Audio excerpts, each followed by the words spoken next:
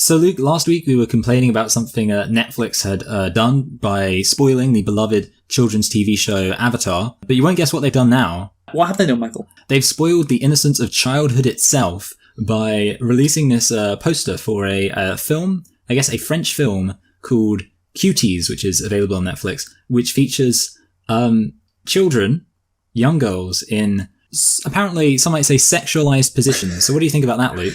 The award-winning drama follows an 11-year-old who joins a dance group.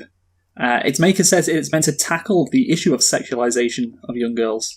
So yeah, that's what it's meant to do. They love tackling that issue in Hollywood. Oh, they really do. Yes, Hollywood absolutely loves, really delving deep into that issue and really unearthing the ugly truths about that. But yeah, no, it is hilarious. Like, it's called Cuties, as you say, which is just kind of creepy in itself. And it is something out of fucking Always Sunny in Philadelphia, with Danny DeVito, when he had that like child pageant show. Do you remember that episode? Oh yeah. Yeah. It's like that. And the thing is, it features like the poster. Obviously, is it's the right thing to do to drop it. But what is crazy is it's meant for 16-year-olds and over. It's not meant for kids who are actually 11. So yeah. I mean, it's just a kind of hilarious controversy all around. But it's not really surprising given what we know about Hollywood, Michael. Isn't that right? Yeah, basically, Cuties is going to have to tweet about how it's choosing to live its life now as a gay movie, so that it's not doesn't face any backlash. Good Kevin Spacey reference there. I know, we just started bringing that to the old Kevster. Great.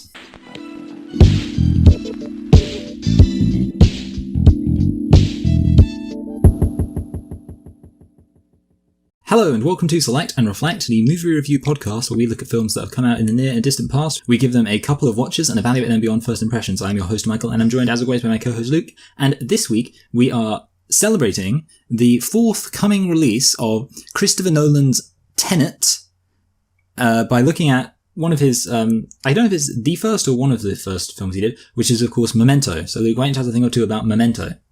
Oh shit, Michael, I thought we were doing Pocahontas.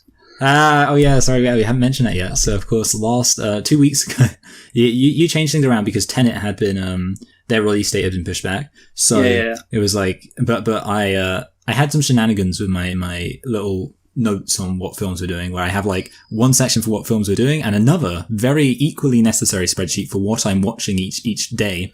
And I basically updated one and not the other, and as such we found ourselves in a hilarious situation where when we were supposed to be watching Pocahontas, I had watched Memento. But don't worry, Luke, we don't have to watch Pocahontas anymore. Yeah, yes, and the irony of you not forgetting Memento and actually forgetting Pocahontas in place of Memento. So good. But anyway, Michael, Memento is what we're going to be talking about today. It is a 2000 American neo-noir psychological thriller film written and directed by Christopher Nolan, and produced by Suzanne and Jennifer Todd. The film's script was based on a pitch by Jonathan Nolan, no relation, no, obviously, there is he's his brother, who wrote the 2001 story Memento Mori from the concept. I don't know if it's meant to be pronounced in an Italian way, but it sounds like it, so I went with it. The movie definitely was. Yeah, the movie stars Guy Pearce, Carrie Ann Moss, and Joey Pants, or Joe Pantoliano. The release date was September the 5th, 2000, but it actually came out in 2001 in the United States. But that's not going to stop us. It's a 20-year anniversary. We're just going to say it is. And it lines up with Tenet as well. So yeah. Can you tell me what the budget was, Michael, for Memento? I guess it was not much. I mean, this film doesn't feel like it had a huge budget. Maybe like 4 million? Double it. 8 million. And 9 million. Yes. So a fair budget, probably the actors got most of that. And can you tell me what the box office was? 30 million. 40. Okay. 39.7 to be precise. So yeah, this was, I mean, look, Christopher Nolan is obviously one of the most celebrated filmmakers in Hollywood. And so yeah, it was his second film, Michael, obviously, and a great success. Only 40 million at the box office, one of the most celebrated filmmakers today. And this is where it all started for him. Did it for Christopher Nolan. So, Michael, can you tell me if you liked Memento? Did you enjoy it? it's been a long time since I've been able to just unambiguously say this, but yes, I liked this film. I enjoyed it. Yeah, I think it was decent. It was a good, solid movie. Yeah, I'd say. So yeah, overall, I'd say I did like it.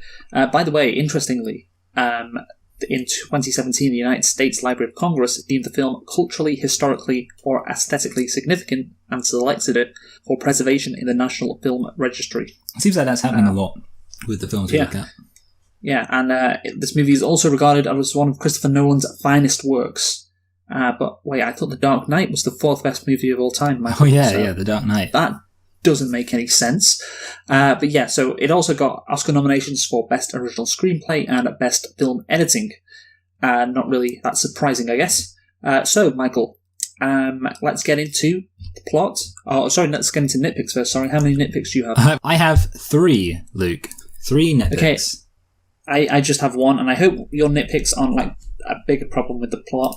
Because there was quite obvious issues with the plot, which are more than nitpicks, I'd say. But anyway, okay, I don't think they are. I've got 1 nitpick and 1 lit pick. Oh yeah, okay. So nitpick is like this guy should have a pen on him at all times. Oh yeah. And it's ridiculous that he can't find a pen.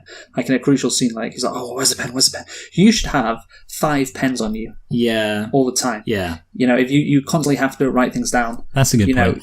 Yeah, like it's the way you navigate through your life. How can you forget where a pen is? I was going to say they could have included like a clever scene of her like stealing a pen from him, like a pickpocket, but even that wouldn't explain why he wouldn't have backup pens in like all sorts of different places. So yes, should keep a pen up his arse. And my lit pick is that there is a Pocahontas reference right at the beginning of the movie. So I thought that was funny. Yes. And it's a lit pick for that reason. As we've discussed before, you messed up the 2 movies, so I thought it was worthy of a lit pick. So ironies within ironies.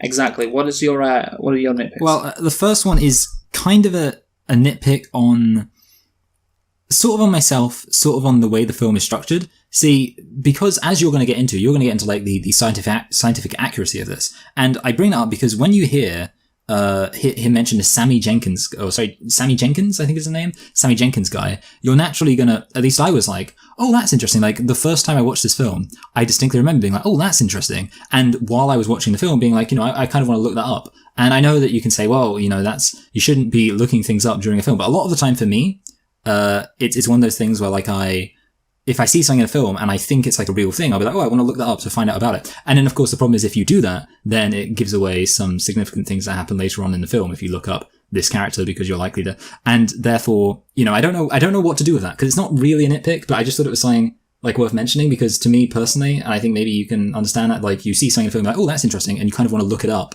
to kind of make sure you've got all the necessary marks to understand the film. And then obviously it gets spoiled. So yeah, it's I didn't know what to do with that. The next two are more just basic nitpicks. One, it's actually quite easy to escape from duct tape. There's a very funny video on YouTube of somebody doing it, but basically you can literally just open your mouth like the way he wouldn't. It just is. So that's that. And then finally, and this is the big one. And I know I don't know if, because obviously you said that there are things that you think are more fundamental to the plot. I don't know if this is more fundamental to the plot. To me, it wasn't. I'll be interested if this is something where you'd say that's more fundamental to the plot. But the scene of him not being able to remember the wine glass specifically, being used as a weapon, was very jarring because it suggests that he just loses memory of even seconds before at random intervals, if you understand what I'm saying. So in other words, because the logical thing you would think if he's got short-term memory loss is that there's kind of a constant shifting window of how far back he remembers. So he can always remember like 3 minutes ago. But the scene of him with the wine glass implies that he can remember things for like minutes at a time, and then he'll sit down, and within seconds he'll forget why he has the wine glass there, or wine bottle there, sorry. And basically at that point I was like, maybe it was 15 minutes. I don't know. Oh yeah. That's the only other thing I can think. Like maybe, yeah, because I was kind of thinking that as I was saying it, maybe they've kind of done like it's some trickery where actually minutes passed, it just doesn't look like minutes passed. But yeah, like at that point, I remember I was distinctly like, oh, actually the other example of it, sorry, now I think about it, would be the beer thing, like, which is another example of where it's implied like that. So it's a bit weird. I mean, it's just, it doesn't really bother me because it's kind of the way the film has to work, where it's got like these distinct kind of 3-5 minute whatever intervals that showing you like his individual slots of memory. But then when you think about it, like, hold on, so does that mean like at some random point he'll just suddenly forget something from a few seconds earlier? It's just a bit weird. Anyway, so I don't think that was the big thing that you want to talk about. No, it wasn't. So right. Obviously, I was just saying how when I saw the Sammy Jenks thing, I wanted to look it up because I was interested in the scientific truth, I guess, of this film. And apparently you're interested in that too, Luke. So why don't you tell us what you found out in your little science project? Sure thing, Michael. So basically, I was also interested, like you, in if this movie is anyway accurate in terms of memory, and apparently it is. This movie gets a big thumbs up. This is from Wikipedia. Many medical experts have cited Memento as featuring one of the most realistic and accurate depictions of anterograde amnesia. Anterograde amnesia in the history of motion pictures. I don't know how many depictions there have been of that particular issue, but there you go. Caltech neuroscientist Christoph Koch called Memento the most accurate portrayal of the different memory systems in the popular media. Brilliant. While physician Esther M. Sternberg, director of the Integrative Neural Immune Program at the National Institute of Mental Health, identified the film as close to a perfect exploration of the neurobiology of memory. Sternberg concludes, this thought-provoking thriller is the kind of movie that keeps reverberating in the viewer's mind, and each iteration makes one examine preconceived notions in a different light. Memento is a movie for anyone interested in the workings of memory, and indeed in what it is that makes our own reality. Fascinating questions, I guess, overall. But yeah, so I haven't explained the plot, but as you could probably tell, it's about a guy who has a short-term memory loss, played by Guy Pearce, who, as a result of an injury, has anterograde amnesia, the inability to form new memories, and about every 15 minutes he loses memory. He's searching for people who attacked him and killed his wife, using an intricate system of Polaroid photographs and tattoos to track information he cannot remember. So there you go, that's what he's doing. And yes. Anything to say on that, Michael? Well, I mean, obviously the main thing about that premise is it's obviously an interesting part. I think a lot of the time these psychological thrillers, by nature of being psychological thrillers, have to have that kind of extra dose of interestingness going on, for lack of a better word. And obviously this film, so you kind of have to start with like an interesting idea and like make your film about the drama of exploring that idea. And this film certainly does that. And I think it does it quite well by using the structure of the film and kind of the editing. I mean, you mentioned the editing. It's a film that kind of naturally informs how you'd want to structure your filmmaking. I think that's quite clever. Yes, indeed, it is. So let's get into the overall structure then. So I don't know if you've seen the video of Christopher Nolan explaining Memento. No. I mean, it's on YouTube. It's got like 300,000 views. I mean, I'm out of the loop. I'm a failure. Yeah, I mean, the thing is, you can it's not that hard to get. I think. Okay. Yeah, once you're past the first 10 minutes, you can understand what's going on. Oh yeah. Yeah, but if you've never heard of it, obviously I knew what this was coming into it. But for someone who's never seen it, you know, and he even says in the interview, like, you should be getting this. Like, after the first few scenes, you should be getting what this is all about. Yeah. But yeah, he explained it very well. As you would probably imagine, since he wrote and directed it, as a hairpin. So he drew a hairpin on a blackboard, and obviously, the direction of the story goes to the apex of the hairpin and then back on itself. But the actual movie, goes forward from the to the apex of the hairpin from the start of the lines, and that is essentially it. And it is a really interesting way to guess structure a movie. It is a great way to structure a movie.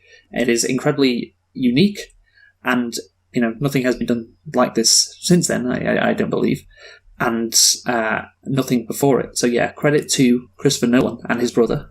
For doing this. So it was absolutely fantastic.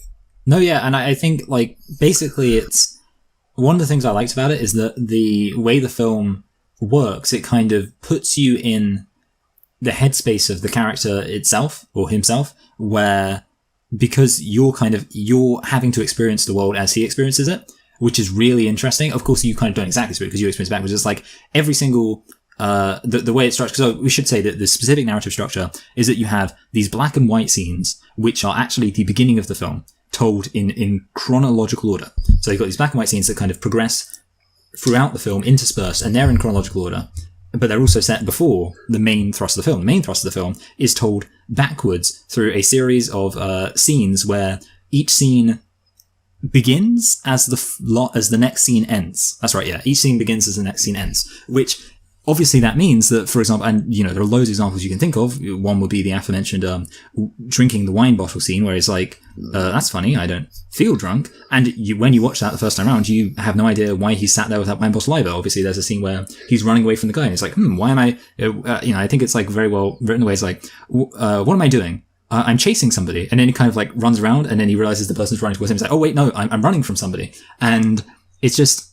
I really like the way that's kind of written. And again, it basically means you, as the audience, have to experience the world in the exact way the character does, which I think is really clever. Yeah, exactly. You really get put into his shoes. The best example, I think, is the scene where Natalie is talking to him about how she got beat up by this guy. Yeah, that's great. Yeah, and you're like, oh, shit, wow, this is a very intense scene. And then in the previous scene, so the next scene that you actually see, you realise that she actually didn't, and she just wanted an excuse for Leonard, the main character, to go and kill this guy who's demanding money from her. Yes. So she basically manipulated him, and that again, it's a great, really good use of the character's short-term memory loss and the direction that the film's going in. So it's really the combination. It's fantastic. I do think if you were to I'm sure that somewhere, somehow, there's a chronological. Oh, I'm sure it exists somewhere out there. Yeah, and maybe in the DVD release of this movie back in 2001, that was the case. But I just imagine if you watch this in chronological order as a viewer, you just get like really pissed off like all the time with Leonard, like a lot of the characters in this movie, where he keeps asking questions. Well, it's funny, Luke, you should mention that, because I, of course, have seen this film in chronological order. Oh, you have? Did you get pissed off with Leonard? No, actually, I will say this. I think watching this film in chronological order, it is very satisfying. I think the problem is there would be an interesting question, which is how would somebody feel in watching this film in chronological order without having seen the film in the intended order? That would be really weird. And I wonder how that would feel. Because obviously, when I'm talking about watching chronological order, I'm talking about, obviously, it means that you can kind of... I do think it's easier to understand things. And I will say this, okay? Actually, that would be a nice experiment. We should do that. Yeah, I think you're right. But I want to talk about... one of the strengths of this film, I think this is the best time to mention this, when you're talking about one of the ways I kind of often will qualify the difference between, say, a 7 and a 6, is I'll say like a 7 is highly rewatchable. Like a 6 is often like, or I wouldn't say highly rewatchable, but a 7 is rewatchable. A 6 is kind of like, I enjoyed it, maybe I want to see it again at some point in the future, but I don't really care. A 7's a film I'm like, I want to see that again. And obviously an 8's even better. But this film is incredibly rewatchable because I don't want to meet the person who has a mind so insane they were able to understand everything. Because you mentioned how the film is not hard to understand in terms of it's not hard to grasp the narrative structure of the film. It's very easy to grasp the narrative structure of the film compared to I think a good comparison would be like Dunkirk, where a lot of the time the narrative structure itself is confusing for a little bit. In this film, you can pretty quickly work out the narrative structure, but even once you've done that, that's like 1/10 of the work, because the rest of it is actually kind of putting the film together in reverse order as you're watching it. And I've watched the film twice. Actually, Michael, just on Dunkirk, that you've just reminded me of, I went to see it with like 3 other people at the cinema, and so obviously if you haven't seen Dunkirk, it's like 1 day, 1 week, 1 hour. Oh yeah. You follow 3 different characters, and it's keeps on getting intercut, even though one is like 6 days back compared to the previous character, all converging on this beach in Calais. And the 3 other people that I went to see it with, I think they all didn't get it, and I was the only one who did. Wow, and I bet that you felt just so shows smart. How smart I am. But I was, I remember watching Dunkirk, and initially I was a bit confused. Yeah. And then I get this. What this? Okay, I'm on board. This all makes sense. And they apparently didn't get it throughout the movie. And I think one of them was like, I think this is what it was trying to do. So that's what so my interpretation of, not interpretation, my view of Dunkirk is quite confusing, I guess, initially. Yeah. I think we can all agree it's a little bit confusing. Yeah. But this, I don't think it's the case. I think it is much simpler than Dunkirk. The first couple of scenes, you're like, what the fuck is this? But then, like I say, after the first few, you get it. You have to get it. And it is really quite gripping after that. You really get into it. Yeah, but the thing is, I would say ultimately there are still things where you're like going to be a bit. So even if you understand it, you're going to be confused about how certain things are coming together. Especially, I mean, I think the big thing for me, and maybe you kind of was immediately able to put this all back together, thinking retroactively through the film in your head. But for me, the big thing was the whole thing with Teddy and I'm going to forget all their names, but the drug guy who obviously Leonard gets tricked into killing, and then how that all relates to the I've forgotten Todd guy, and then like all of that kind of coming together was something where honestly I don't know if I still complete 100% get it. I mean, it's like one of the situations where, but I'll say this, watching it in chronological order, I realized like, oh, okay, yeah, I can understand this even better now. So I will say this, that's kind of a testament to how rewatchable this film is, that you can kind of rewatch it, at least twice in the order it's supposed to be intended as. And I think you can still kind of see it, understand it coming together even more if you watch it again in chronological order. And I think that's kind of a strength there, that basically it is a completely different way to watch it, but it does work. Obviously, again, I have no idea whether or not somebody would be like, I don't imagine someone would be like, oh, this is a fantastic film. If they watched it in a, forward version, it would just be like, oh, it's a film about some kind of memory loss. But obviously what makes the film so great is the way it actually uses the memory loss to tell the story in an interesting narrative way. And obviously if you watch it in chronological order, you are removing that interesting narrative structure, but you are making the film ever so slightly more comprehensible. So yeah, that's my opinion on watching it in chronological order. I guess so, yeah. And you're right, it does make sense. I mean, I think, it was, well, I mean, at the end, obviously Joey Pants was setting him up to kill this guy because he didn't want to get his hands dirty. And then obviously, at first you're a bit confused by it, but then Joey Pants tells the story of, actually he's already killed his killer, or his wife's killer, and, he's just using him. But also, Leonard, this character, wants to be used. And I find the ending of the movie quite interesting, as did Christopher Nolan, actually. And this is what he said about it. The most interesting part of that for me is the audience seems very unwilling to believe the stuff that Teddy, who is played by Joey Pantoliano, says at the end. And yet why? I think it's because people have spent the entire film looking at Leonard's photography of Teddy with the caption, "Don't believe his lies." That image really stays in people's heads. Yeah, I think that's true. I think that's literally the picture you see the most. Yeah, I mean, that's the funny thing, because I think I found it really interesting, because obviously when you look at the film, that kind of sentence there is the nexus for a lot of the plot. Because, like, basically, I think, I mean, I'm going to be annoyed because I can't quite remember it, but basically, in the first scene, which is, of course, chronologically towards the end, the reason why, and I'm actually annoyed because I can't quite remember the exact context of it, but he looks at his photo of Teddy and says, "Don't believe his lies," and that's actually the reason why, essentially, if that "don't believe his lies" wasn't there, he wouldn't have killed Teddy. Basically, every single thing that causes him ultimately to doubt Teddy is based on that one thing he writes at the end of the film, which is, of course, chronologically at the beginning of the film, "Don't believe his lies." And therefore, when you see that come into place, it's kind of like, oh, wow. Like, basically, he kind of... That's essentially what kills Teddy, the fact that something, he basically decides, oh, I'm just going to decide that Teddy's unreliable, and boom, that's it. Bye-bye, Teddy. You're going to die now. Yeah. It's kind of like he's writing his death sentence. Yeah, and exactly, that's what it is. And I think that's why it sticks with the audiences, because it's obviously he dies right at the beginning, so you're like, oh, once you understand why the movie's going, it's like, oh, he must have got this right.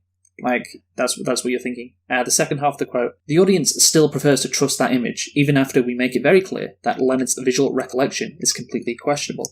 It was quite surprising, and it wasn't planned. What was always planned was that we don't ever stop completely outside Leonard's head, and we keep the audience in that interpretive mode of trying to analyse what they want to believe or not. For me, the crux of the movie is that the one guy who might actually be the authority on the truth of what happened is played by Joey Pantoliano, who is so untrustworthy, especially given the baggage he carries in from his other movies. He's already seen my audiences as this character actor who's always unreliable. I find it very frightening, really, the level of uncertainty and malevolence Joe brings to the film." So yeah, that's, I guess, the end of it, when he reveals that the guy who, you killed isn't the guy, and obviously at the end, Leonard kills Teddy because, he wants him to, he wants to get revenge, I guess, on Teddy for setting him up, using him. And, he's killed, this guy, why doesn't he kill another one? I guess it's, he just wants to keep having that satisfaction. I was more accepting of the twist. Yeah, I think I was too. Yeah, it's because this guy has, proven to be an unreliable narrator, and multiple times throughout the movie, Teddy appears, and you are even at the beginning, you're like, well, why if this guy killed Leonard's wife, and Leonard's trying to track him down, why would he be hanging around with him? Why would he be like in a coffee shop getting like coffee with him, or in a diner? Why would he do that? Why wouldn't he just like kill him? Yeah, or something? Yeah, exactly. So he wouldn't right be from the to beginning. Defeat. Yeah, right from the beginning, it doesn't really make sense. So I thought maybe something was up. But yeah, Nolan is right that the fact that Pantoliano is so untrustworthy. Yeah, he does seem a bit greasy. Yeah. That's the case with all Italian Americans, I guess, isn't it?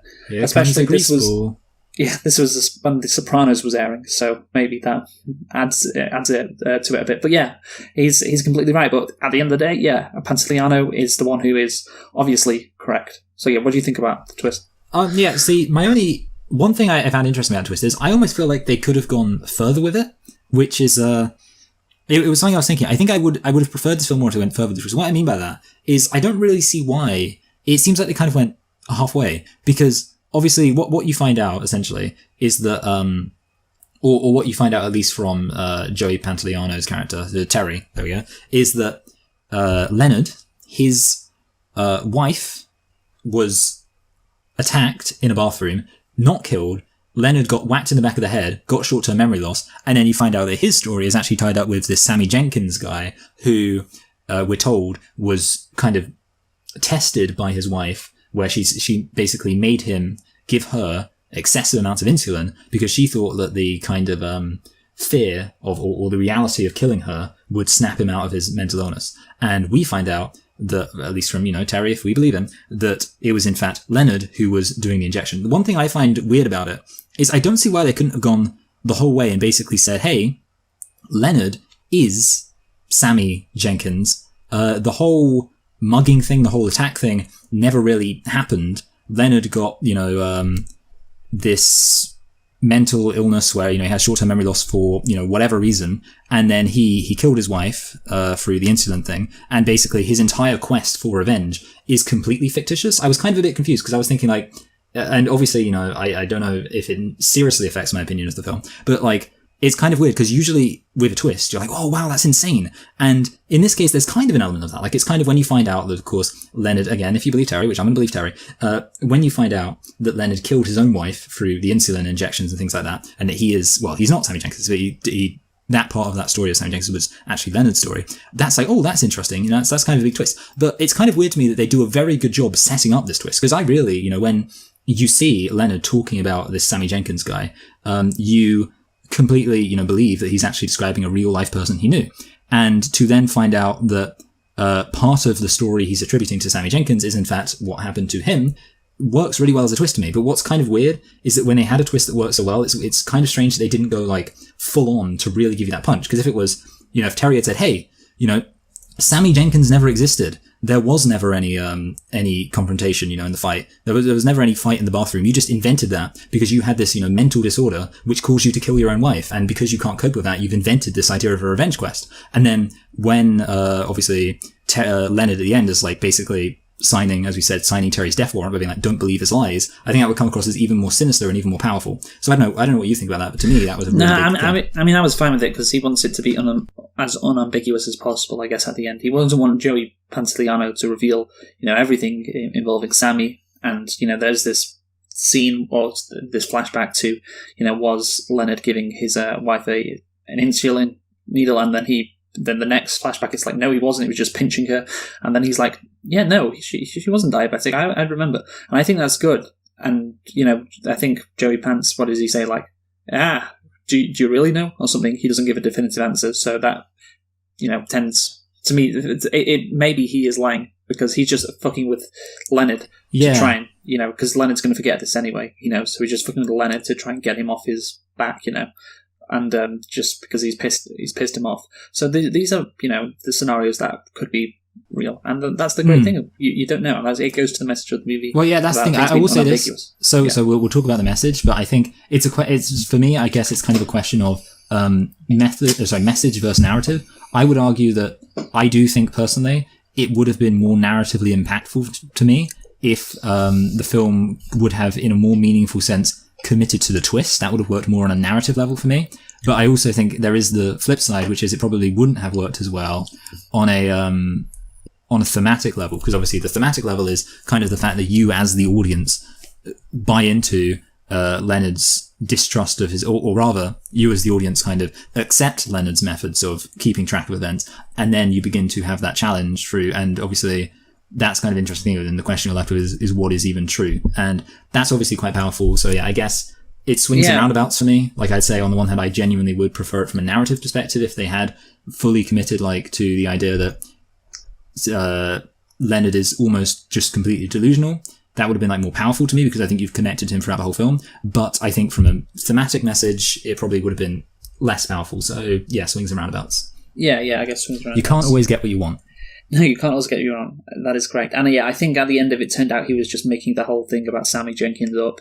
And, it flashed back to his house, and his house was, Sammy Jenkins' house. Sammy Jenkins' house. That would would probably be a more, maybe not more famous movie, because maybe, diminishing returns and all that. How much more famous can you get with a movie like this? But it would have been probably a more satisfactory ending. Because what I think is interesting is that I personally, so one of the things about the fact I mentioned how I looked up Sammy Jenkins and kind of saw, so basically what kind of gave it away is that I looked up Sammy Jenkins, and I think there was a Wikipedia, I think it was called there's like a those fan wikis you get. There was one for Christopher Nolan, which I find weird, but basically I think when you look at it, there's a picture of what's his face on there, and or I think someone was like, I know what it was. It was like, there was a question like, is Sammy Jenkins a real person? And I clicked on it, and that was like, we all remember the famous twist from blah, blah, blah. But what's interesting to me is that I personally had never heard of this film as a twist film. And I use that term, twist film. So obviously, we've reviewed Fight Club. Fight Club is what I would consider to be a twist film, or The Usual Suspects, or something like that. A film where, as well. What people really think about it is think, oh yeah, that film's got a massive twist in it. And obviously, a lot of the time you know the twist. What's interesting to me is that I did not know, going into this film, that there was going to be a twist. When I watched this film, I knew it had that weird narrative structure element, but I didn't know it had a twist. And I think probably, like you kind of say, it would have been more impactful, more memorable if there had been that massive, huge twist at the end. And obviously I think that's the thing. It's kind of not really known for being a twist film, when I think it really does have a very strong twist set up. So I don't know. It's, he did what he wanted to do, and it's fine. But I think, if they really wanted to kind of give Fight Club a run for their money, they really could have. I think they could have had one of the best twists in film history, in a way. Like, if they really, because you just holy shit, this guy's completely off his rocker. This Sammy Jenkins guy doesn't even exist. But instead it's kind of like, oh, he might be off his rocker, but he might be right, so who knows? Yeah, exactly. And I guess that plays into the message. Because obviously, it's not, Christopher Nolan didn't just want it to be like, oh lol, this guy is such an unreliable narrator. Look at this twist. It's meant to be more than that. It's meant to be like, who really knows what they remember, or that kind of thing. So let's get into truth. Yeah, exactly. So let's get into it. As we have already established, message is, guess what? Things are unambiguous. Things are not concrete. And you can tell, by the way, obviously throughout the movie, one half is in black and white, the other half's in colour. Black and white is meant to symbolise, simplicity, truth. Yeah, it's black and white. It is what it is. So this is truth, and the colour, therefore, is meant to be the opposite. Well, anything could be going on here. Who knows who's telling the truth? And so at the end of the movie, obviously it switches from black and white to colour. And so we have this conversation with Joey Pantoliano saying, hey, fucking Sammy Jenkins ain't real. Or he is real, but he was a con man, and you killed your wife, and all of that stuff. And obviously, we already know that Leonard is an unreliable narrator. So yeah, the end of the movie, and I guess the message of the movie is just meant to kind of say what Christopher Nolan wanted to say. Hey, I mean, things sometimes aren't what they seem. How different things can be. It do be like that. Yeah, it do be like that. How unreliable memories can be, how we can interpret different memories, remember memories completely differently, subconsciously or even consciously. We can, and I think this is the larger point, I guess, we can believe whatever truth we want to believe. So you're saying this film is about the rise of postmodernism? Exactly. Yeah. I understand, Luke. We believe what we want to believe. I mean, even when at the end of the movie, Leonard is driving away in his car. He lies to him. I think he even says, am I going to lie to myself to make me happy? Yeah, sure, I'm going to do that. And I had that line and the overall message, it flashed me back to a couple of weeks ago, a situation that I had where I could have, I don't know if lied to myself is the right word, but just not known about a certain result in a football match. Manchester United were playing Leicester. You should make a film about it. I know. In the last day of the Premier League season. And if Leicester won, Manchester United weren't going to get top four. But if Manchester United just draw or won the game, they would get top four. And so I was thinking, I didn't watch the game because I was just so nervous about it. And I knew it was not going to be enjoyable, so I didn't want to put myself through it. Basically, I was a coward. And I was just thinking I could just go on a walk, with my dog, avoid social media, just never look at the internet, and just believe that Manchester United got through. And that happened anyway, thank God. But I could just lie to myself, convince myself that Man United were through. We were in the Champions League next season, and all was good in the world. And I thought about doing that just because I couldn't bear not failing. So I can relate to Leonard. Basically, that's what I'm saying, Michael. I can relate to him. No, yeah, I think we've all had similar experiences to that in our lives. Identical experiences, many of us. And I think basically that is kind of message. It's a bit like have you ever seen Shutter Island?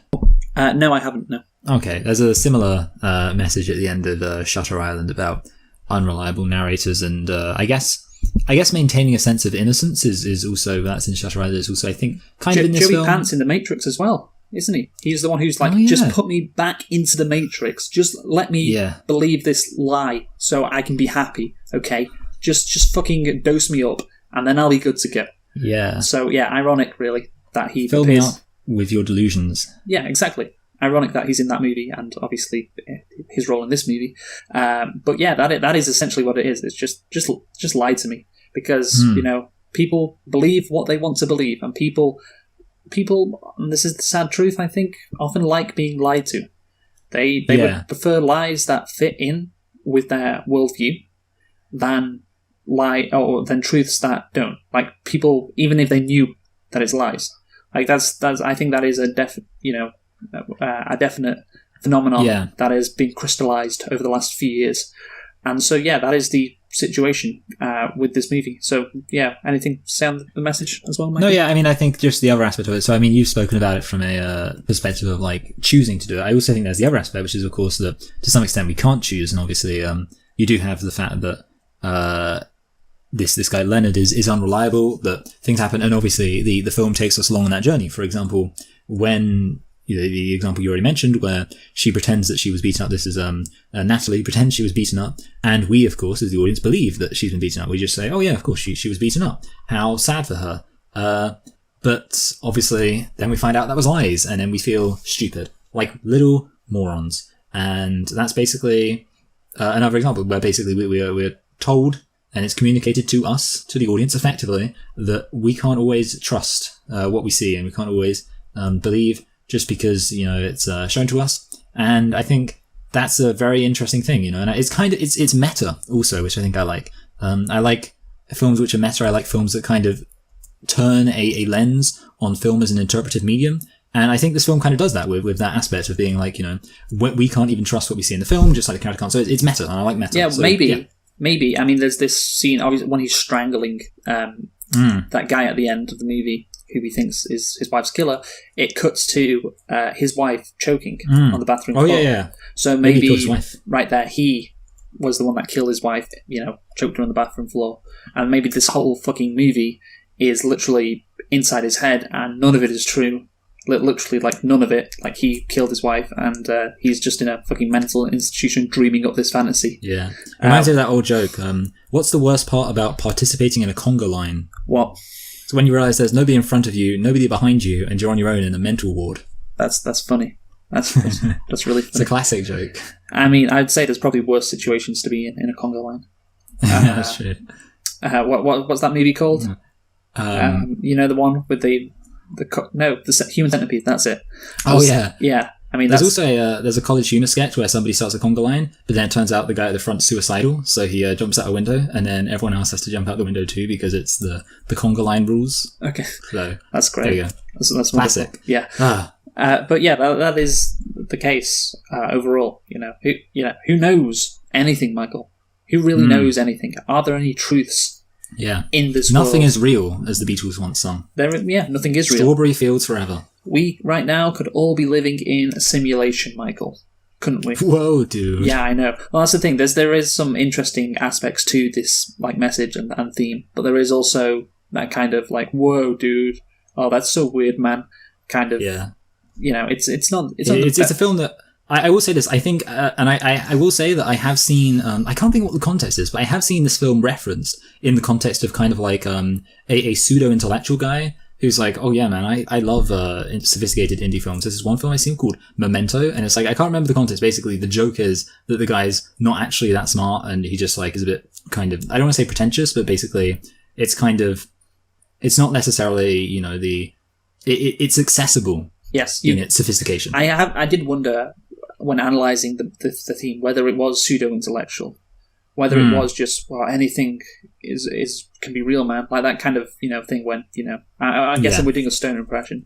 When people it reminds say, me of there's I think it was posted on the Bad Philosophy subreddit, but it's basically like a Sam Harris book, but somebody's photoshopped the title, so it just says what if when I see yellow, I'm actually seeing what you would call green, but because I call it yellow, you don't know that I'm actually calling it. That was what I thought. I'm actually calling yellow what you would call green, and then it's just a book by Sam Harris, and that's kind of what I do think, that kind of attitude of yes, stoner philosophy. Yeah, again, that is one that could be interpreted as that is what this message is. It's just stoner fucking musings, and people talking, we can't really know anything, when obviously there are some objective truths in the world. But I think the aspect of the theme that I would say is the theme that comes out of this movie is people do believe whatever truth they want to believe.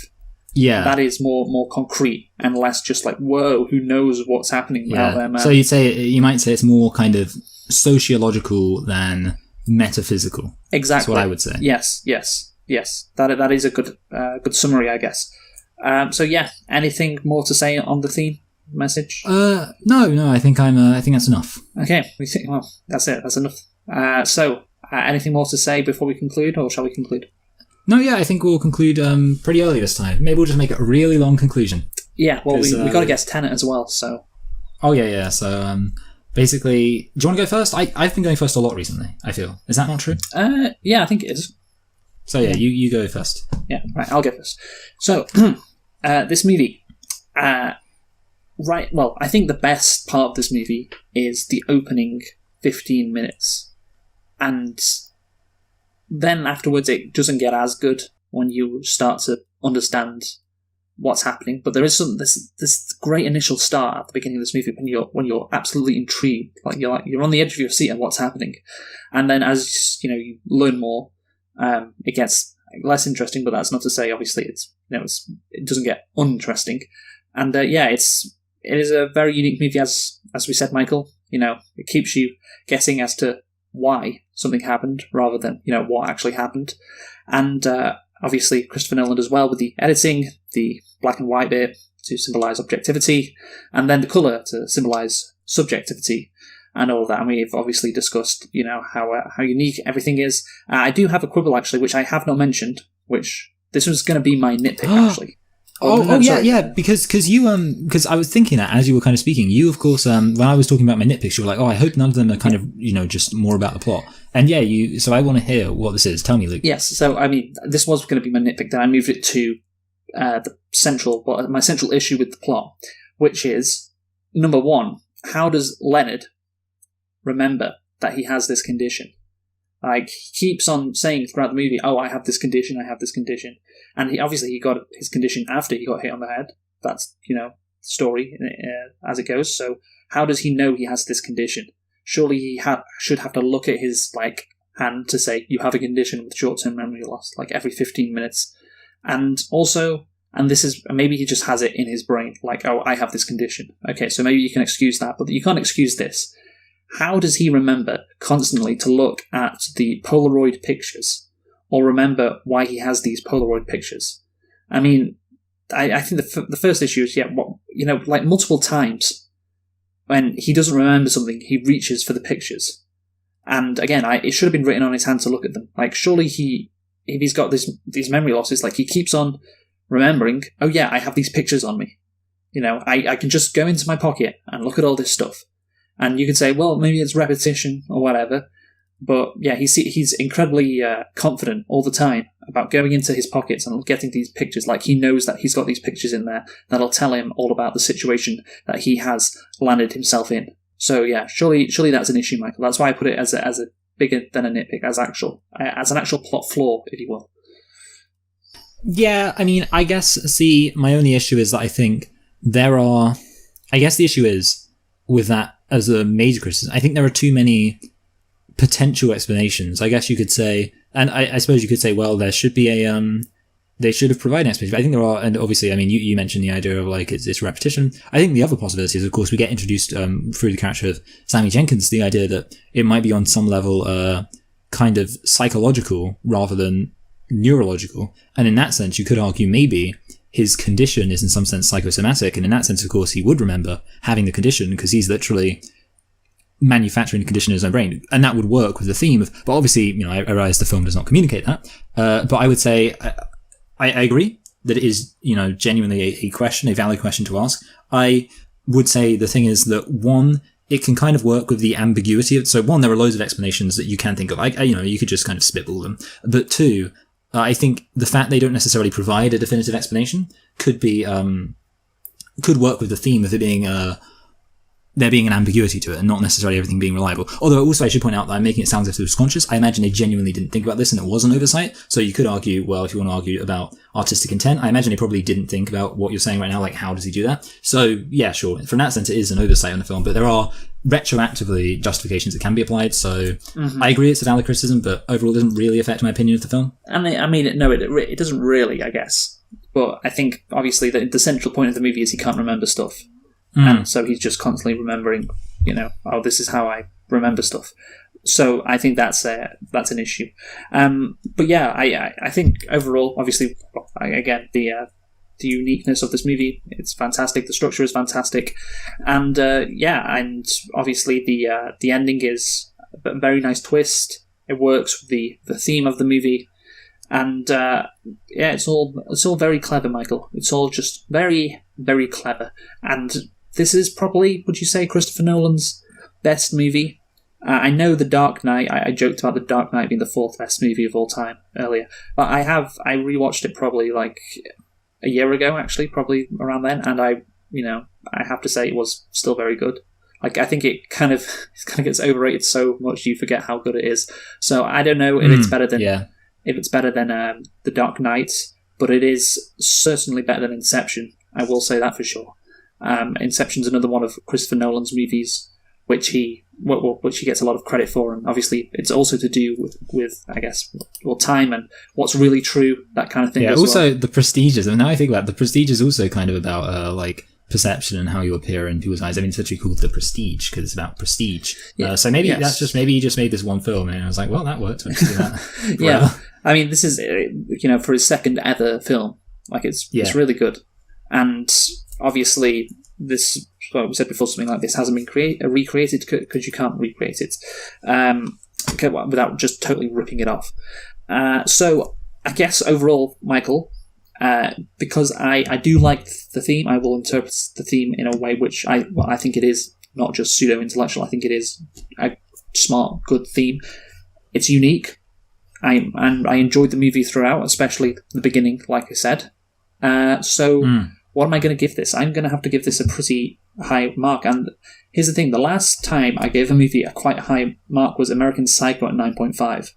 That's so long ago. Yeah. This was in like the middle of May. So I'm really struggling here because it's so long since I've rated a movie, highly. That's kind of my thoughts too. Yeah, so I'm like, where does it go? And I'm looking, I gave Dances with Wolves an 8 out of 10. I gave Roma an 8.5 out of 10. I gave Spider-Verse a 9 out of 10. Mulan got an 8 out of 10. I think it's probably fair to give this an 8.5 out of 10. I think it's closer to a 9 than an 8, but I will for now say it's an 8.5. A very, very good, solid movie. So there you go. Memento. Yeah, good. Great. Well done. So for me, something I wanted to mention is because you mentioned this is better than other Christopher Nolan films.